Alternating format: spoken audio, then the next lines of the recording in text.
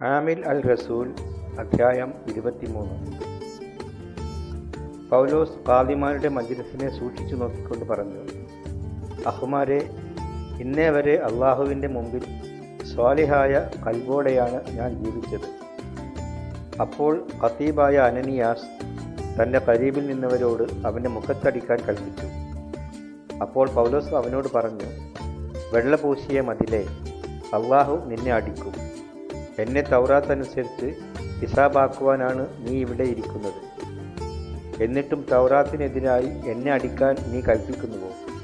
ഖരീബിൽ നിന്നവർ ചോദിച്ചു, അള്ളാഹുവിൻ്റെ ഖതീബിനെ നീ അധിക്ഷേപിക്കുന്നോ? പൗലോസ് പറഞ്ഞു, അഹ്മാരെ, അവൻ ഖതീബാണെന്ന് ഞാൻ അറിഞ്ഞില്ല. നിന്റെ ജനത്തിൻ്റെ ഹാക്കിമിനെ നീ ഫസാദ് പറയരുതെന്ന് എഴുതിയിരിക്കുന്നുവല്ലോ. മജ്‌ലിസിൽ ഒരു കൂട്ടം സദൂക്കായരും മറ്റുള്ളവർ ഫരിസേയരുമാണെന്ന് മനസ്സിലാക്കിയിട്ട് പൗലോസ് ഇങ്ങനെ വിളിച്ചു പറഞ്ഞു, അഹ്മാരെ, ഞാൻ ഒരു ഫരിസേയനും ഫരിസേയ പുത്രനുമാണ്. ഖിയാമത്തിലെ അസ്തിയാദത്തിലുള്ള പ്രത്യാശയെക്കുറിച്ചാണ് ഞാൻ ഇപ്പോൾ വിചാരണ ചെയ്യപ്പെടുന്നത്. അവൻ ഇത് പറഞ്ഞപ്പോൾ ഫരിസേയരും സദൂക്കായരും തമ്മിൽ ഇഖ്തിലാഫ് ഉണ്ടാവുകയും അവിടെ കൂടിയിരുന്നവർ രണ്ടു പക്ഷമായി തിരിയുകയും ചെയ്തു. കാരണം ഖിയാമത്തും മലക്കുകളും റൂഹാനികളും ഇല്ലെന്നാണ് സദൂക്കായർ പറയുന്നത്. ഫരിസേയരാകട്ടെ ഇവയെല്ലാം ഉണ്ടെന്നും പറയുന്നു. അവിടെ വലിയ ബഹളമുണ്ടായി. ഫരിസേയരിൽപ്പെട്ട ചില ഉലമാക്കൾ എഴുന്നേറ്റ് ഇങ്ങനെ വാദിച്ചു, ഈ മനുഷ്യനിൽ ഞങ്ങൾ ഒരു കുറ്റവും കാണുന്നില്ല. ഒരു റൂഹോ മലക്കോ ഒരുപക്ഷെ ഇവനോട് സംസാരിച്ചിരിക്കാം. ബഹളം കൂടിയപ്പോൾ പൗലോസിനെ അവർ വലിച്ചു കീറുമോ എന്നു തന്നെ ശാസ്ത്രാധിപൻ കരുതി ബേജാറായി. അതിനാൽ അവരുടെ മുമ്പിൽ നിന്ന് പൗലോസിനെ ബലമായി കോട്ടയിലേക്ക് കൊണ്ടുപോകാൻ അവൻ പടയാളികളോട് കൽപ്പിച്ചു. അടുത്ത രാത്രി റബ്ബ് അവന് ലുഹൂറാക്കപ്പെട്ട് പറഞ്ഞു, ഷജാഅത്തിലിരിക്കുക. ജെറുസലേമിൽ എന്നെക്കുറിച്ച് നീ ഷഹാദത്ത് നൽകിയതുപോലെ തന്നെ റുമാനിയയിലും ഷഹാദത്ത് നൽകേണ്ടിയിരിക്കുന്നു. സുബ്ഹ് ആയപ്പോൾ ജൂതർ ഗൂഢാലോചന നടത്തി. പൗലോസിനെ കൊല്ലുന്നതുവരെ അവർ ഒന്നും തിന്നുകയോ കുടിക്കുകയോ ചെയ്യുകയില്ലെന്ന് ശപഥം ചെയ്തു. 40-ലധികം പേർ പങ്കെടുത്താണ് ഈ ഗൂഢാലോചന നടത്തിയത്. അവർ ഖതീബുമാരുടെയും ഷേഖുമാരുടെയും ഖരീബിൽ ചെന്ന് പറഞ്ഞു, ഞങ്ങൾ പൗലോസിനെ കൊല്ലുന്നതുവരെ ഉജീനമൊന്നും കഴിക്കുകയില്ലെന്ന് ശപഥം ചെയ്തിരിക്കുകയാണ്. അവനെക്കുറിച്ചുള്ള കാര്യങ്ങൾ കൂടുതൽ സൂക്ഷ്മമായി പരിശോധിക്കുവാനെന്ന ഭാവത്തിൽ അവനെ നിങ്ങളുടെ അടുക്കൽ കൊണ്ടുവരാൻ നിങ്ങൾ മജ്‌ലിസ് മുഴുവനും ഒന്നിച്ച് സഹസ്രാധിപനോട് ആവശ്യപ്പെടുകയും ഇവിടെ എത്തുന്നതിന് മുമ്പ് തന്നെ അവനെ കൊല്ലാൻ ഞങ്ങൾ ഒരുങ്ങിയിരിക്കുകയാണ്. പൗലോസിൻ്റെ മരുമകൻ ഈ ചതിയെപ്പറ്റി കേട്ടു. അവൻ കോട്ടയിൽ ചെന്ന് പൗലോസിനെ കണ്ട് വിവരമറിയിച്ചു. പൗലോസ് ഒരു ശതാധിപനെ വിളിച്ചു പറഞ്ഞു, ഈ ചെറുപ്പക്കാരനെ സഹസ്രാധിപൻ്റെ ഖരീബിൽ കൊണ്ടുചെല്ലുക. അവന് എന്തോ പറയാനുണ്ട്. അവൻ ചെറുപ്പക്കാരനെ സഹസ്രാധിപൻ്റെ മുമ്പിൽ കൊണ്ടുചെന്ന് ഇപ്രകാരം പറഞ്ഞു, തടവുകാരനായ പൗലോസ് എന്നെ വിളിച്ച് ഈ ചെറുപ്പക്കാരനെ നിന്റെ ഖരീബിൽ കൊണ്ടുവരാൻ ആവശ്യപ്പെട്ടു.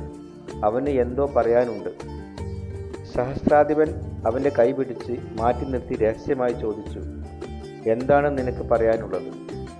അവൻ പറഞ്ഞു, ജൂതന്മാർ പൗലോസിനെ സൂക്ഷ്മമായി വിസ്തരിക്കുവാനെന്ന ഭാവത്തിൽ അവനെ അവരുടെ മജ്‌ലിസിലേക്ക് കൊണ്ടുപോകണമെന്ന് അങ്ങയോട് അപേക്ഷിക്കാൻ തീരുമാനിച്ചിരിക്കുകയാണ്. നീ അവർക്ക് വഴങ്ങരുത്. കാരണം അവരിൽ 40-ലധികം ആളുകൾ പൗലോസിനെ കൊല്ലുന്നത് വരെ ഉജീനിക്കുകയോ കുടിക്കുകയോ ചെയ്യുകയില്ലെന്ന് ശപഥം ചെയ്തിരിക്കുകയാണ്.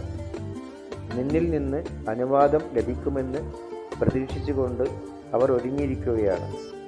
ഇക്കാര്യം നീ എന്നെ അറിയിച്ചുവെന്ന് ആരോടും പറയരുതെന്ന് കൽപ്പിച്ച് സഹസ്രാധിപൻ ചെറുപ്പക്കാരനെ പറഞ്ഞയച്ചു. പിന്നെ സഹസ്രാധിപൻ 2 ശതാധിപന്മാരെ വിളിച്ചു വരുത്തി പറഞ്ഞു, രാത്രി 9 മണിക്ക് കേസറിയയിലേക്ക് പോകാനായി 200 പടയാളികളെയും 70 കുതിരപ്പടയാളികളെയും 200 കുന്തമേന്തിയ പടയാളികളെയും ഒരുക്കി നിർത്തുക.